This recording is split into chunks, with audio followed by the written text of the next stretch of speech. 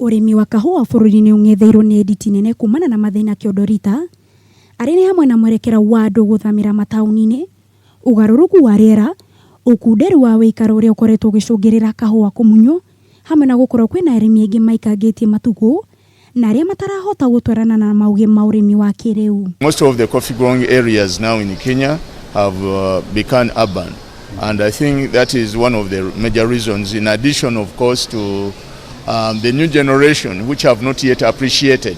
Murugamiriri munene wa ruhonge rwa gutabarira urimi rwa Afa Anthony Mureithi augite iguru ya macothoko ya kahua guku bururi-ini ikoretwo igitharara makiria kumana na wingi wa kahua kuma kuri mabururi maria makuragia kahua kwa wingi thoko-ini cia kimabururi, undu uria ucungiriirie macindano manene. When we talk about matters of productivity, we are also targeting that by the year 2022 we shall be able to increase our production from 40,000 metric tons to 100,000 metric tons. If we can be able to raise the current production level per bush from 2 kilograms to 7 kilograms, that is achievable. Ndeto ino yukite ihinda inini tu kuma Minister wa Iganda Peter Munya kwanirira gufunjo kwa ruhonge rwa urugamiriri rwa kahua bururi-ini rwa KPCU ruria rukoretwo ruthiururukirwo ni urugamiriri muharaganu, akiorotereria kwarira makinya ma nduku na kururiuka weru na niguo kuguna arimi. To be speciality, we look for relationship. Have you formed relationship with the buyers, and how do the buyers use this coffee?